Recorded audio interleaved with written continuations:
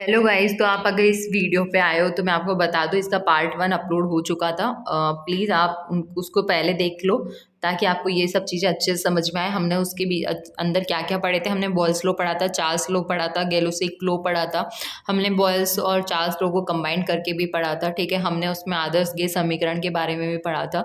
तो काफ़ी इंपॉर्टेंट चीज़ें हैं एग्जाम के पॉइंट ऑफ व्यू से, तो आप लोग जाके पढ़ लो। और दूसरी बात ये कि ग्राह का विसरण नियम क्या होता है, तो वो हम इस वाली वीडियो में यहाँ से शुरू करने ही वाले हैं। तो चलो कंटिन्यू करते हैं। तो पहली चीज़ ये कि इस नियम के अनुसार क्या है ना कि समान ताप व दाब पर, तो जिस तरह से मैंने आपको बताया था कि बॉयल्स लॉ के अंदर हमने कांस्टेंट टेम्परेचर लिया था, अ, हमने चार्ल्स के अंदर प्रेशर को कांस्टेंट माना था, राइट। और गैलोसेक में आई थिंक हमने आयतन को माना था। तो जिस तरह से हमने वहाँ पे कॉन्स्टेंट्स लिए थे, उसी तरह से ग्राह का विसरण नियम के अंदर हम लोग टेम्परेचर को और दाब को क्या कर रहे हैं, समान ले रहे हैं। समान ताप व दाब पर गैसों के विसरण की जो आपेक्षिक गतियाँ हैं, है ना, आपेक्षिक गतियों को आर से डिनोट किया है और उनके घनत्व को डी से डिनोट किया है। तो डी के वर्गमूल के व्युत्क्रमानुपाती, वर्गमूल का मतलब समझते हो ना, ये रूट होता है। तो डी के वर्गमूल के व्युत्क्रमानुपाती, तो देखो इसको ऐसे रिप्रेजेंट करेंगे क्योंकि व्युत्क्रमानुपाती बोला है तो व्युत्क्रमानुपाती का चिन्ह है, और ये ऑब्वियस से नीचे ही जाएगा, तभी तो व्युत्क्रमानुपाती हुआ ना, क्योंकि ऐसे दो चीजें बराबर में लिखी होती है तो ये तो समानुपाती हो गया। बट एक चीज यहाँ पे और एक चीज बटे में होती है, तब व्युत्क्रमानुपाती होता है। एक बढ़ता है तो दूसरा घटता है, दूसरा बढ़ता है तो पहला घटता है। यहाँ पे एक बढ़ता है तो दूसरा भी बढ़ता है, पहला घटता है तो दूसरा भी घटता है। ठीक है, तो यहाँ पे आपको इसका रिप्रेजेंटेशन पता होना चाहिए। बहुत बार क्या होता है ना, एग्जामिनर पूछ लेता है कि मतलब कौन सा है जो कौन है, मतलब निम्नलिखित में से कौन सा ऐसा रिप्रेजेंटेशन है जो ग्राहक के विसरण नियम या फिर चार्ल्स लॉ या बॉयल्स लॉ को प्रदर्शित करता है। तो आपको ये थोड़ी छोटी मोटी चीज़ें हैं, ये तो याद रखनी पड़ेगी। देखो मैं कितना भी समझा दूँ, याद तो आपको ही करना पड़ेगा। तो ध्यान रखना, समान ताप व दाब पर गैसों के विसरण की आपेक्षिक जो गतियाँ होती है वो उनके घनत्व के वर्गमूल के व्युत्क्रमानुपाती होती है। तो देखो अब इन्होंने बोला कि यदि R1 व R2 क्रम से दो गैसों के विसरण की दरें हैं और D1 और D2 क्या है, उनका वाष्प घनत्व है, तो आपसे ये पूछा है कि इनके बीच में क्या रिलेशन होगा। तो एक चीज़ तो आपको पहले क्लियर कर दूँ, जब समानुपाती की बात आती है तो जैसे यहाँ पे R1 अपॉन R2 है तो यहाँ पर भी D1 अपॉन D2 होता, बट ऐसा नहीं है क्योंकि व्युत्क्रमानुपाती है। और जैसा कि मैंने आपको बताया था व्युत्क्रमानुपाती में क्या होता है ना, ये ऐसे होते हैं, राइट। तो आपको मैंने यही तो चीज़ बताई थी। तो ये वाला जो, एक सेकेंड, तो ये जो रिप्रेजेंटेशन मैंने आपको बताया था ये यहाँ पे भी फुलफिल होना चाहिए। यहाँ पे भी देख लो, R1 की व्युत्क्रमानुपाती है D1 का वर्गमूल और R2 की व्युत्क्रमानुपाती है D2 का वर्गमूल। अब इतनी सी चीज़ तो समझ में आई जाती होगी, राइट। तो ये वाला जो मैंने बॉक्स बना दिया ना, ये भी काफ़ी इंपॉर्टेंट है। अब बोलोगे बॉक्स तो हट गया, मतलब इंपॉर्टेंट नहीं है, ऐसा कुछ भी नहीं है, ये लो वापस बना दिया। अब देखो यहाँ पे अणुभार का फॉर्मूला होता है, अणुभार बराबर 2 इंटू वाष्प घनत्व। ठीक है, तो अब हम क्या करने वाले हैं, यहाँ पर जो डी है इसको अपन एम के रूप में बदलने वाले हैं। चलो चलते हैं नेक्स्ट पेपर पे। तो देखो अभी मैंने आपको बताया था कि अणुभार बराबर क्या होता है, 2 इंटू वाष्प घनत्व। तो इन्होंने क्या किया, ऊपर भी 2 से मल्टीप्लाई कर दिया, नीचे भी 2 से मल्टीप्लाई कर दिया। तो आपको पता है D2 इंटू 2 को M2 लिख सकते हैं ना, और D1 इंटू 2 को M1 लिख सकते हैं। तो इसी वजह से ये चीज़ करेक्ट हो जाएगी, है ना। तो आपको ये ऑर्डर, अब आप इस ये याद रख लेना, आपका सब कुछ ही इसी में ही आ गया कि मतलब आपका नहीं, इस वाले लो का। ठीक है, कि R1 जो है उसका R1 जो मतलब R जो है वो क्या होता है, D के वर्गमूल का व्युत्क्रमानुपाती होता है। तो देख लो वो वाला ऑर्डर भी यहाँ पे हो ही रहा है फुलफिल। उसके बाद में मैंने M का एक फॉर्मूला बताया था आपको कि 2 इंटू वाष्प घनत्व होता है, राइट। तो आप 2 इंटू वाष्प घनत्व होता है, तो यहाँ पे ये भी आपको करेक्ट, ये भी याद रह जाएगा। तो बस, और M1 और M2 क्या है, तो दो गैसों के अणुभार है, जैसे कि मैंने आपको पहले भी बता दिया है। अब देखो दो गैसों के समान आयतन के, अगर दो गैस दी हुई हो आपको और अगर उनका आयतन समान दे रखा है तो आप उनके विसरण के समयों की तुलना कर सकते हो। मतलब उनके विसरण में कितना टाइम लगा है आप वो चीज़ बता सकते हो। पर कब बता सकते हो, उसका एक शर्त है कि आयतन समान होना चाहिए। ऐसा क्यों है वो भी आपको मैं बताती हूँ। तो देखो विसरण की दर जो है, विसरण की दर का फॉर्मूला है R बराबर कि विसरित गैस का आयतन अपॉन विसरण में लिया गया टाइम। ठीक है, ये तो फॉर्मूला है, ये तो आपको याद ही रखना है कि विसरण की दर बराबर विसरित गैस का आयतन अपॉन विसरण में लिया गया टाइम। तो देखो R1 बराबर V1 अपॉन T1 लिख सकते हैं और R2 बराबर V2 अपॉन T2 लिख सकते हैं। तो अब देख लो आप खुद ही कि R1 बराबर v1.t2 और r2 बराबर v2.t1। अब ये कैसे आया, डॉट का मतलब यहाँ पे मल्टीप्लिकेशन होता है, ठीक है। तो आप r1 को डिवाइड करो r2 से, तो r1 मतलब v1/t1 हो गया, और इसके बाद में यहाँ पे लिख हो गया v2/t2। तो आपको पता ही होगा, ऐसे जब भी इतना लंबा चौड़ा भाग होता है ना, ठीक है, तो क्या होता है ना कि ये जो t1 है, इसको आपने इसके साथ में लिख रखा है, और ये जो t2 होता है ये इससे ऊपर चला जाता है, ऐसे करके मल्टीप्लाई हो जाते हैं ये नीचे वाला ऊपर वाले के साथ में, और ये बीच वाले के साथ में, ऐसे करके याद रख लो। तो यहाँ पे आ जाएगा v2t1 और यहाँ पर आ जाएगा v1t1। आई होप आपको समझ में आ गया होगा। देखो पेन थोड़ा ऐसे ही चलता है, यहाँ पे थोड़ा मैनेज कर लो। अब हर चीज़ परफेक्ट नहीं हो सकती, क्योंकि ओनली चैनल के अलावा भी मेरे पास बहुत सारा काम रहता है। तो बस आपके लिए इतना कर रही हूँ, आपको वो अप्रिशिएट करते हो वही बहुत है। तो आपको ये चीज़ समझ में आ गई होगी। उसके बाद में वी इंटू टी को आप डी लिख सकते हो, मतलब वही घनत्व है यहाँ पे। तो ये 2-3 चीज़ें हैं जो आपको ध्यान रखनी है। और देख लो यहाँ पे भी वो वाला क्राइटेरिया फुलफिल हो रहा है जो मैंने आपको बताया था कि आर जो होता है वो व्युत्क्रमानुपाती होता है किसके, अपनी ही गैस के। अब यहाँ पे जैसे R1 है तो वो D1 से रिलेटेड है, R2 है वो D2 से। ऐसा नहीं है कि R1 के सामने आपने D2 देखा और बोल दिया ना ना ना मैम यहाँ पे व्युत्क्रमानुपाती हो गई, नहीं समानुपाती होगी। तो बेटा यहाँ पे ऐसा नहीं होता है, यहाँ पे ये व्युत्क्रमानुपाती होता है, और हर जगह जो चीज़ बोली गई है वो चीज़ तो फॉलो होगी होगी, राइट। तो आपको ये पता चल गया होगा। नेक्स्ट चलते हैं। अब देखो, अब अपन ने ये निकाला, राइट। अब अपन ने ये बोला था कि अगर समान आयतन हो तभी हम टाइम बता सकते हैं। तो देखो समान आयतन होगा तभी ये कट जाएगा, है ना। मान लो v1 बराबर v हुआ और v2 बराबर भी v हुआ, तो v/v क्या हो गया, हट गया ना। इसी वजह से क्या बचा, ओनली ये बचेगा, और ये आता है, इसी वजह से अपन टाइम निकाल पाते हैं। बट अगर आयतन ही डिफरेंट होता तो अपन नहीं निकाल पाते।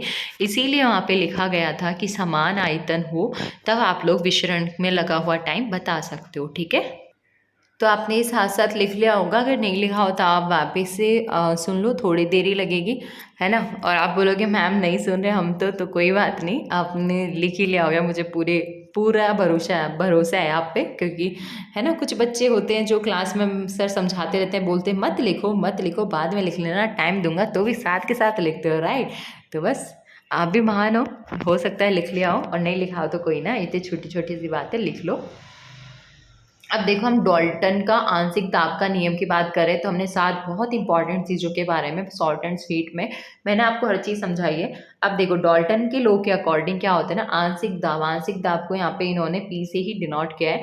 इसके अनुसार क्या होता है, परस्पर क्रिया न करने वाली गैसों के मिश्रण द्वारा डाला जाने वाला कुल दाब। देखो परस्पर क्रिया न करने वाली गैसें, ये बहुत इंपॉर्टेंट है। जैसे आपको पता है कि वायुमंडल के अंदर बहुत सारी गैसें होती हैं, नाइट्रोजन हो गई, ऑक्सीजन हो गई, है ना, कार्बन डाइऑक्साइड हो गई। तो ये आपस में रिएक्ट नहीं करती। अगर आपस में क्रिया करती होती तो आपको पता नहीं फिर क्या ही मिलता, है ना। क्योंकि O2 रहती है, N2 रहती है, तो वो सब 8 पॉइंट्स फेयर में ही ना। तो परस्पर क्रिया न करने वाली गैसों के मिश्रण द्वारा डाला जाने वाला कुल दाब की बात हो रही है यहाँ पे।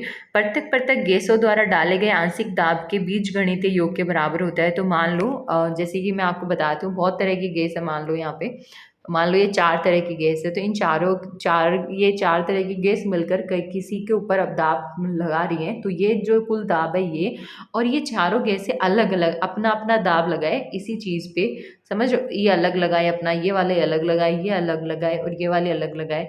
तो इनका टोटल उतना ही होगा, मतलब इन चारों इंडिविजुअल का अगर टोटल करें तो उतना ही होगा जितना इनका चारों का मिलाकर आ रहा है, समझ रहे हो।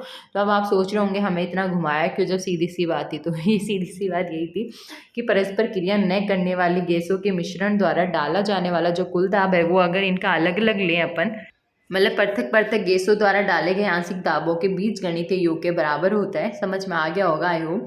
तो P बराबर P1 plus P2 plus P3, ठीक है। यही मैंने आपको बोला था कि जो कुल दाब है वो इनके इंडिविजुअल के बीज गणितीय योग के बराबर होता है।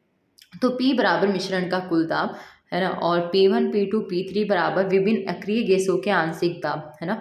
तो P1 P2 P3 बराबर विभिन्न अक्रिय गैसों के आंशिक दाब, क्योंकि आपको बताया था आंशिक दाबों के मतलब अलग अलग अगर इनका करें तो आंशिक दाबों के बीजगणितीय योग के बराबर होता है उनका कुल दाब, ठीक है। अब आप फिर बोलोगे हमने तो लिखा ही नहीं, है ना। मत लिखो आप, मैं अब पढ़ा भी दूंगी, मैं खुद ही लिख लूँगी, है ना। और आपका पेपर भी मैं ही दियाऊँगी। बता देना मेरे को कब आया है, कहाँ से एंटर आया है, फिर आप अपनी सैलरी भी मुझे ही दे देना। ठीक है। थोड़ा बहुत हंसते रहना चाहिए, बोरिंग सी पढ़ाई का क्या मतलब है। तो देखो किसी गैस का आंशिक दाब, तो किसी गैस के आंशिक दाब की अगर हम बात करें तो उसको निकालने का फॉर्मूला होता है गैस के मोलों की संख्या इंटू कुल दाब अपॉन गैसों के कुल माल, ठीक, कुल मोल, ठीक है। तो देखो गैस के मोलों की संख्या, ये उस गैस की बात हो रही है जिसका हम आंशिक दाब निकालना चाहते हैं, और यहाँ पे गैस के कुल मोल आएंगे। जैसे 4 तरह की गैस ली थी तो सबका जो टोटल मोल है ना वो यहाँ पे लिखे जाते हैं, और जिस गैस की बात होती है उसके गैस के मोल की संख्या यहाँ पे लिखी जाएगी, और कुल दाब, ठीक है। अब देखो मोल फरफाज, आई थिंक ये मोल फ्रैक्शन है, राउल्ट्स लॉ के अंदर इसका जिक्र होता है अगर आपको पता हो तो ये मोल फरफाज मोल फ्रैक्शन इंटू कुल दाब। तो मोल फ्रैक्शन का फॉर्मूला होता है गैस के मोलों की संख्या अपॉन कुल मोल। तो जब मोल अपॉन कुल मोल होता है तो उसको अपन मोल फ्रैक्शन के रूप में लिख सकते हैं, और उसको लिखते हैं अपन मतलब उसको अपन लिखते हैं कुल प्रभाज प्रभाज, इसको आप मोल फ्रैक्शन भी बोल सकते हो। तो मोल फ्रैक्शन का फॉर्मूला आपको मैंने बता ही दिया है, जिस गैस की बात हो रही है उस गैस के मोल अपॉन कुल मोल। तो ये फॉर्मूला ध्यान रखना आप, ठीक है। और ये भी, ये तो पता चल ही जाएगा कि इसको आप ये लिख रहे हो एक्स, ठीक है। अब इसके बाद में हम गैसों के अणुगतिक सिद्धांत के बारे में बात कर रहे हैं। ये स्टेटमेंट भी काफ़ी इंपॉर्टेंट है, एज इट इज़ आपसे पूछा जा सकता है स्टेटमेंट वाइज। तो देखते हैं क्या क्या बोल रहे हैं ये अणुगतिक सिद्धांत के अंदर। तो देखो प्रत्येक गैस में असंख्य छोटे कण होते हैं, ये मैंने आपको बताया था कि अणु होते हैं, अणुओं से मिलकर ही गैसें बनी होती है। अणुओं का वास्तविक आयतन गैस के संपूर्ण आयतन की तुलना में नगण्य होता है। तो जो अणुओं का वास्तविक आयतन है वो गैस के संपूर्ण आयतन की तुलना में नगण्य होता है। वो इस वजह से आपको भी पता है कि गैसें जो है वो दूर दूर तक फैली हुई रहती है, इनका आयतन बहुत ज़्यादा होता है। ज़्यादा होने की वजह से इनके जो अणु हैं छोटे छोटे से, ठीक है, इनका जो आयतन है वो, अगर अकेले अणु की बात करें तो वो नगण्य ही हो गया ना। कहाँ बड़ा सारा समुद्र और कहाँ बोलो आप छोटा सा तालाब, तो छोटा सा तालाब तो समुद्र के सामने क्या हो जाएगा, नगण्य हो जाएगा, है ना। आप बोलोगे मैम आपका तो तालाब भी रेड है, वो सब तालाब भी रेड बना दिया आपने, समुद्र भी रेड बना दिया, आप समझ गए ना, बस वही चीज़ इंपॉर्टेंट है। तो प्रत्येक गैस में असंख्य छोटे छोटे कण होते हैं जिन्हें अणु कहते हैं, और अणुओं का वास्तविक आयतन जो है वो गैस के संपूर्ण आयतन की तुलना में नगण्य होता है, ठीक है। अब नेक्स्ट देखते हैं कि गैस के अणु सदैव तीव्र गति से प्रत्येक संभव दिशा में विभिन्न वेगों से चलायमान होते हैं। अब देखो गैस के अणु क्या है, सदैव ही मतलब हमेशा ही ना इधर उधर डोलते रहते हैं, इनको एक जगह बैठने की बिल्कुल भी आदत नहीं होती है। तीव्र गति से प्रत्येक संभव दिशा में मतलब ये इधर भी जाएंगे, इधर भी जाएंगे, इधर भी जा सकते हैं, इधर भी, इनको जहाँ जाने की, जहाँ इनको लगाना कि यहाँ पे चांस है बस उधर ही चलने देते हैं, घूमते फिरते रहते हैं, हाँक की तरह डोलना बहुत पसंद है इन्हें।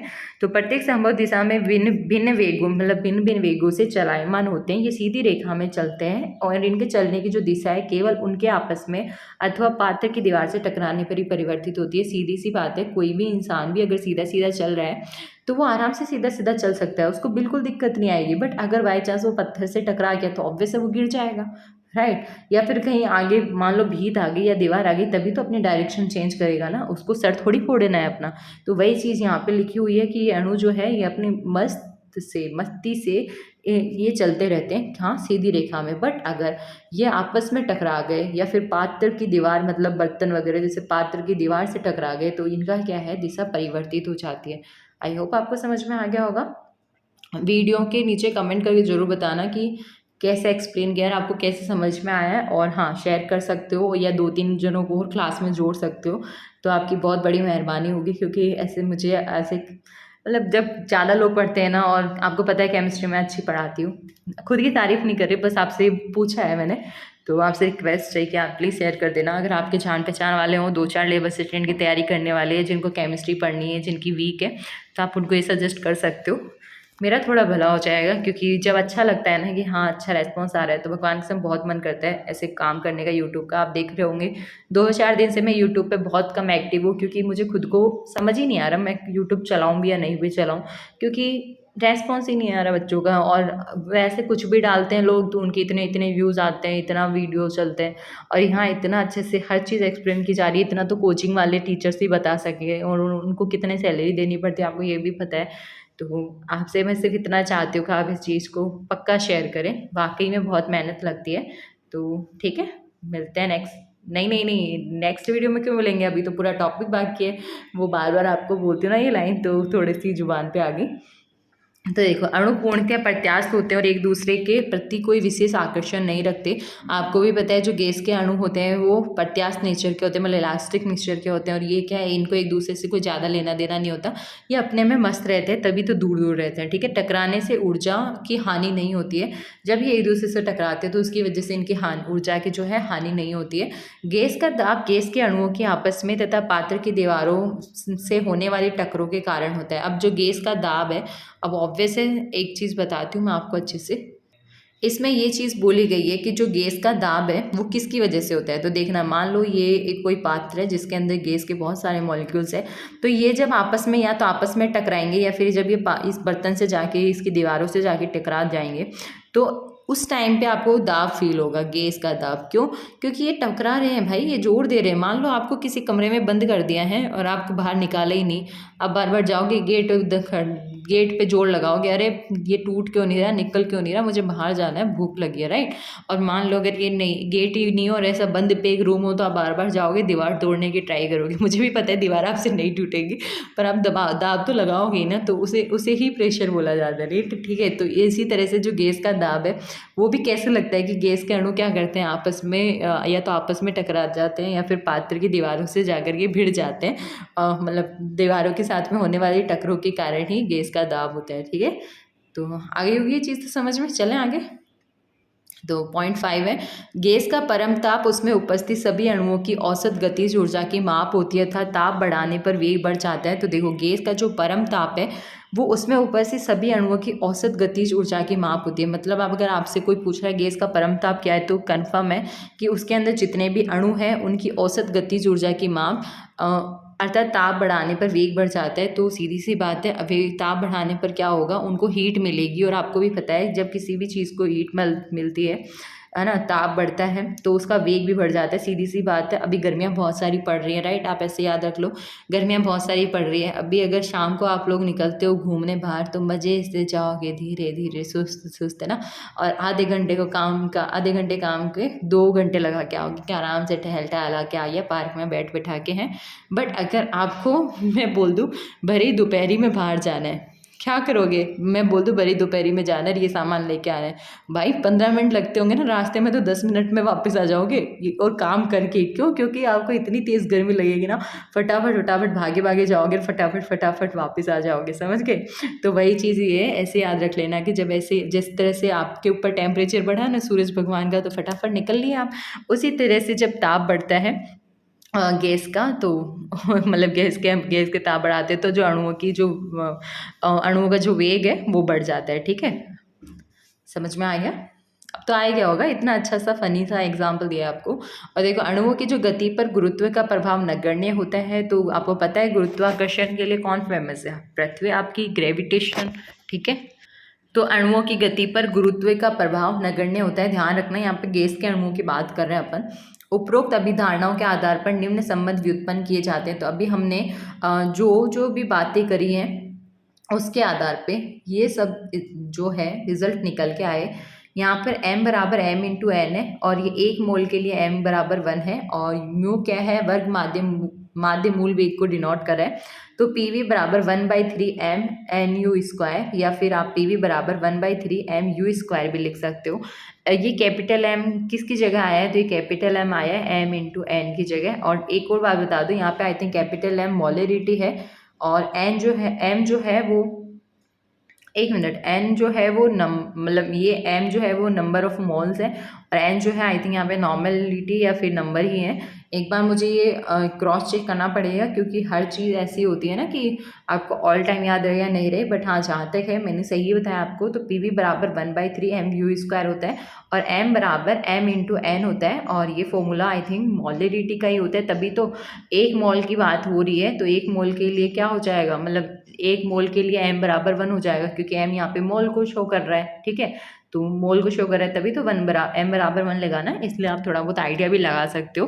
तो m यहाँ पर मोल है, और ऐसे करके म्यू यहाँ पे वर्ग माध्य मूल वेग दे रखा है। तो आपको ये चीज़ समझ में आ गई होगी। और अगर आपको अभी भी डाउट है तो फिर भी एक बार के लिए आप एक काम करना, गूगल पे जाके m का फॉर्मूला सर्च करना, ठीक है, एम का या मॉलरिटी का आपका डाउट कंफर्म हो, मतलब कंफर्म क्या हो जाएगा, क्लियर हो जाएगा। ठीक है, क्योंकि क्या होता है ना कि अभी जैसे क्लास चल रही है, अब मैं बीच में मैं आपके लिए गूगल पे जाके क्रॉस चेक नहीं करके आ सकती। आपको यहाँ पे हल्का सा दिख रहा होगा तो देख लो, फ्लाइंग मोड ऑन करके मैं आपकी क्लास रिकॉर्ड कर रही हूँ, राइट। वो इस वजह से क्योंकि अगर बीच में किसी का कॉल आ गया या मैसेज आ गया मुझे, तो फिर मेरे को दिक्कत हो जाएगी, वीडियो रिकॉर्डिंग बीच में ही रुक जाती है और मुझे वापस से शुरू करना पड़ता है। तो आपसे एक रिक्वेस्ट है, अगर आपको लगे कि क्लियर नहीं हो पाया है तो आप इतनी सी चीज़ तो गूगल को पूछ लेना, ठीक है। और वैसे भी आप इतने बड़े तो कोई, आपने अगर 12th भी किया है तो इतने हो, और बीएससी कर रखी है तो आप फिर तो ठीक ठाक बड़े हो चुके हो, आप गूगल का सही यूज़ कर सकते हो। अब देखो आणविक गतियों की बात करते हैं, तो आणविक गतियाँ गति समीकरण के आधार पर आणविक गतियों की गणना निम्न सूत्रों की सहायता से की जाती है। तो आणविक गतियों के बारे में बात कर रहे हैं, तो गति समीकरण दिए हैं, तो उन गणित गतिज समीकरण का यूज करके हम क्या पता करेंगे, हम आणविक गतियों के बारे में पता करेंगे। तो देखो, पहला है वर्ग माध्य मूल वेग, ठीक है। और यहाँ से सवाल आते हैं, ये आपको एज इट इज़ याद रहने चाहिए, मतलब आपको याद रहे या नहीं रहे, फिजिक्स में जैसे फॉर्मूले रटते हैं ना, वैसे इन फॉर्मूले को याद कर लेना। क्वेश्चंस करेंगे तब इनका यूज़ भी सीखेंगे। अब हर चीज़ मैं आपको एक साथ नहीं बता सकती, प्लीज़ आप ये मत बोलना कि मैम एमसीक्यूज़, कोई बोलता है एमसीक्यूज़, मैं 2 दिन एमसीक्यूज़ डालती हूँ, कोई बोलता है शॉर्ट नोट्स, तो मैं थोड़ा सा, अगर ऐसे ही सुनती रही ना आप लोगों की तो मैं पागल हो जाऊंगी। तो देखो, गति समीकरण के आधार पर आणविक गतियों की गणना निम्न सूत्रों की सहायता से की जाती है। वर्ग माध्य मूल वेग, मतलब रूट मीन स्क्वायर वेलोसिटी, तो R M S U R M S, ये यहाँ पे आपको फॉर्मूले में, ये मतलब क्वेश्चन में वर्ग माध्य मूल वेग पूछेगा तो इसका यूज़ करना है। और फॉर्मूला होता है √3 RT/m, यहाँ पे आर वही है जिसकी मैंने आपको बहुत सारी अभी बताई थी ना, कि इसकी इतनी सारी वैल्यू होती है, कैलोरी में 2 के समथिंग होती है, 1.99 और वो 8.3 करके, तो आपको सब ध्यान रखना है। और यहाँ पे यूनिट्स का ही खेल है। तो म्यू आर एम एस बराबर √3 RT/m। और आपको शॉर्ट नोट्स ही मानो इनको, ये इंपॉर्टेंट ही है, ये ऐसा नहीं है कि अब कुछ डिटेल में बताया जा रहा है या बहुत ज़्यादा, हाँ समझा है, डिटेल में जा रहा है, बट या ये जितना लिखा हुआ है सफिशिएंट है। औसत वेग का फॉर्मूला होता है एवरेज वेलोसिटी का, कभी कभी ऐसा होता है डायरेक्ट फॉर्मूला भी पूछ लिया जाता है, तो ध्यान रखना। रूट मीन स्क्वायर का फॉर्मूला ये होता है और एवरेज वेलोसिटी का फॉर्मूला ये होता है। इसके अंदर क्या फ़र्क है बताओ फटाफट। इसके अंदर यहाँ पे 3 था, इसके अंदर यहाँ पे 8 है, यहाँ पे पाई है, यहाँ पे कुछ भी नहीं है, राइट। तो आपको थोड़ा ऐसे कंपेयर करके पढ़ोगे तो आपको इजी रहेगा और आपको समझ में भी आएगा। तो ये दोनों फॉर्मूले वाकई में बहुत इंपॉर्टेंट है, आपको याद रहने चाहिए। नेक्स्ट है अधिकतम प्रायिकता वेग, तो मोस्ट प्रोबेबल वेलोसिटी। हमने यहाँ पे 3 वेलोसिटी के बारे में पढ़ लिया, पहला है रूट मीन स्क्वायर वाला पढ़ लिया, एवरेज देख लिया, अब हम मोस्ट प्रोबेबल वाला देख रहे हैं। तो इसको अपन अल्फा या फिर वी से शो करेंगे। वी क्यों, क्योंकि मोस्ट प्रोबेबल को ये इन्होंने MP डिनोट कर दिया। तो इसका फॉर्मूला हो गया √2 बराबर √2 RT/m। तो ध्यान रखना इस वाले फॉर्मूले को और इस वाले को और इस वाले को आप एक काम करो, एक जगह लिख लेना, आपको ईजी रहेगा याद करने में, ठीक है। अब देखो हमने क्या किया, हमने इनका अनुपात लिया, ये बहुत इंपॉर्टेंट आपसे पूछा जा सकता है बच्चों, कि म्यू MP म्यू AV, आपको ऐसे देखें तो आप समझ जाओगे कि यहाँ पे मोस्ट प्रोबेबल की बात हो रही है, यहाँ पे एवरेज की, यहाँ पे रूट मीन स्क्वायर, बट हो सकता है इन दोनों का अनुपात पूछ ले, इन दोनों का पूछ ले। तो बेसिकली आपको क्या करना है, इन तीनों के फॉर्मूले को एज इट इज़ रखना है, एक का फॉर्मूला यहाँ, एक का यहाँ, एक का यहाँ, जो कट रहा है उनको काट देना है, जो बच रहा है उसको यहाँ पे लिख देना है। तो ध्यान रखना यहाँ पे क्या बचेगा। तो जब आप VMP के फॉर्मूले को देखोगे तो यहाँ पे देखो √2 बच रहा है, क्योंकि RT/m कट चुका है, और यहाँ पे इसका RT/m कटने के बाद में 8/पाई बचा है, तो यहाँ पे 8/पाई लिख दिया, और यहाँ पे RT/m कटने के बाद में ओनली √3 बचा है। इस वजह से यहाँ पर आपको दिख रहा होगा, मतलब यहाँ पे VMP अनुपात VAV अनुपात RMS को कैसे लिखा है, दिख गया। तो ये बहुत इंपॉर्टेंट है, मेरी तरफ से इसको 5 स्टार नहीं, 10 स्टार नहीं, जितने स्टार लगाना चाहो आपकी मर्जी लगा दो। अब देखो, अब इनको और डिवाइड, आपको भी पता है कोई अनुपात, जैसे यहाँ पे 6:4 दे रखा है, तो क्या करोगे आप, 2 से इसे काट दोगे, इसको 3 लिख दोगे, इसको 2 लिख दोगे, अब ये नहीं कट रहा, राइट। तो जितना सरल होता है उतना सरल कन्वर्ट करना होता है। तो इन्होंने क्या किया, √2 से काट दिया, आई थिंक, तो इसको 1.128 आया, 1.224 आया, बट आप इतना ही ध्यान रख लो, आपके लिए बहुत है। म्यू ए वी बराबर mu R M S into 0.9213। ये फॉर्मूला बहुत इंपॉर्टेंट है। क्यों इंपॉर्टेंट है? क्योंकि देखो ये सिर्फ आपको फॉर्मूला पता होना चाहिए। अगर बाई चांस आपको क्वेश्चन के अंदर म्यू आर एम एस दे रखा है, मतलब रूट मीन स्क्वायर वाले वेग की वैल्यू दे रखी है और आपसे एवरेज वेग पूछ लिया, तो आपको डायरेक्ट फॉर्मूला पता होना चाहिए, तभी यूज़ कर पाओगे ना। इसलिए ध्यान रखना 0.9213 के साथ में जब आप म्यू आर एम एस आपको गिवन होगा, इसको जब आप 0.9213 के साथ में मल्टीप्लाई कर दोगे तो आपको म्यू ए वी मिल जाएगा। ठीक है, तो ये आगे में बहुत इंपॉर्टेंट है। ऐसे सवाल आ जाते हैं क्योंकि इनमें टाइम कम लगता है और ऐसे ही सवाल देखने को मिलते हैं क्वेश्चन, मतलब जो थोड़े ट्रिकी हों बट उनमें अगर आपको आते हो अच्छे से, आपको अगर आते हो अच्छे से तो आप उनसे करने में बहुत जल्दी मतलब जल्दी से टाइम सेविंग कर सको या टाइम कर सको। और अगर आपका किसी पे क्वेश्चन में टाइम ज़्यादा लग रहा है तो ऑब्वियस है वो यही सोच के बनाया गया एग्जामिनर के द्वारा कि इसमें इतना टाइम लग जाए कि बच्चा मतलब थोड़ी देर बाद में हड़बड़ाने लग जाए कि यार अब टाइम तो वेस्ट ही हो गया, क्या करूँ मैं, राइट। तो बेटर है आपको मैंने जो समझाया आई थिंक समझ में आ रहा होगा। तो ये फॉर्मूला इंपॉर्टेंट है, मेरी तरफ से फ्री में याद कर लेना। अब देखो हम बात करते हैं गतिज ऊर्जा की। तो अभी वैसे ये 30 मिनट का लेक्चर होने वाला है, तो 30 मिनट तक का लेक्चर देखते हैं, उसके बाद में नेक्स्ट में, क्योंकि 30 मिनट की वीडियो होती है तो आप लोग भी हिम्मत कर पाते हो। अदरवाइज़ मुझे देखो रेनू तो आए भाई 1.5 घंटे की वीडियो भी देखती है और आई अप्रिशिएट इट। इसी वजह से मैंने ओनली उसके कहने पर ये सीरीज कंटिन्यू रखी है, क्योंकि उसको केमिस्ट्री समझ नहीं है मुझसे और मेरा पढ़ाया उसको समझ आ भी रहा है। तो बेटर यही है कि आप लोग भी थोड़ा हाफ आवर से सोच लो, 1 घंटे पढ़ लो, तो मेरे को कमेंट कर देना इस कमेंट मतलब इस वीडियो के नीचे कि मैम 1 घंटे का लेक्चर भी देख लेंगे। अगर आपके 2-4 कमेंट भी आए तो मैं 1-1 घंटे के लेक्चर अपलोड कर दूँगी, मुझे कोई इशू नहीं है। ठीक है, मुझे तो आपका कोर्स करवाना ही है। जब मैंने आपको बोल दिया केमिस्ट्री करवाऊँगी तो ऑब्वियस से करवाऊँगी, कहाँ जाऊँगी। तो अब गतिज ऊर्जा का फॉर्मूला देख लेते हैं। तो यह केवल ताप पर निर्भर करती है तथा ताप से निम्न प्रकार संबंधित है। तो जो गतिज ऊर्जा होती है वो टेम्परेचर पे डिपेंड करती है ओनली। मैंने अभी थोड़ी देर पहले आपको बताया था कि अगर टेम्परेचर इंक्रीज़ होगा तो वेग इंक्रीज़ होता है, वेग इंक्रीज़ होता है तो गतिज ऊर्जा भी। तो गतिज ऊर्जा के अंदर देख लो यहाँ पे टी, यहाँ पे, तो ये ऑब्वियस है गतिज ऊर्जा के देखा जाए तो एक तरह से समानुपाती हो गया ना। तो ये केवल ताप पर निर्भर करती है तो ताप से निम्न प्रकार संबंधित है। तो ताप से किस प्रकार संबंधित है? तो गतिज ऊर्जा का जो फॉर्मूला है वो फॉर्मूला होता है, गतिज ऊर्जा का फॉर्मूला होता है प्रति अणु अगर बात करते हैं और ये प्रति मोल बात करें तो प्रति अणु बात करें तो 3/2 kT होता है। और यहाँ पे K क्या है? तो ये R है और ये Na है। Na तो आपको पता ही है क्या है, Na तो यहाँ पे आवागाद्रो नंबर है, ठीक है। और R यहाँ पे आपको पता ही होना चाहिए, तो गैस नियतांक होता है, ठीक है। दोनों की वैल्यू आपको पता होनी चाहिए। तो ये किसकी जगह है? ये K की जगह लिखा है। मतलब यहाँ पे जो K है उसके क्या उसका मतलब मान कैसे निकालोगे? तो ध्यान रखना R/Na से, क्योंकि R भी एक कांस्टेंट है, Na भी एक कांस्टेंट है, और जहाँ तक है K भी एक नियतांक हो गया, राइट। तो गतिज ऊर्जा का प्रति अणु अगर बात हो रही हो तो मतलब एक अणु की बात हो रही हो, क्योंकि आपको भी पता है बहुत सारे अणुओं से मिलकर गैस बनी होती है, तो तब तो ये वाला फॉर्मूला काम आएगा। बट अगर मोल की बात करें कि 1 मोल गैस है फलाना ढिमकाना, तो फिर ये आएगा कि 3/2 PV/3/2 RT। और आपको पता होगा कि इसके अंदर PV की जगह RT क्यों लिखा है? क्योंकि अभी आपको याद है एक फॉर्मूला बताया था मैंने थोड़ी देर पहले, PV बराबर nRT। तो यहाँ पे मोल जो है वो 1 मोल की प्रति मोल, मतलब 1 मोल की बात हो रही है। यहाँ पे ये जो n है वो भी क्या कर रहा था? मोल कितना है ये बता रहा था। तो n की वैल्यू 1 हो गई तो क्या हुआ? PV बराबर RT आ गया ना, आ गया समझ में? तो बस इतनी सी बात है। तो ये भी ध्यान रखना और ये भी ध्यान रखना। अब आदर्श एवं वास्तविक गैसों की बातें करते हैं हम, ठीक है। तो ये 30 मिनट का लेक्चर हो चुका है, अब अपन नेक्स्ट वीडियो में ही पढ़ेंगे।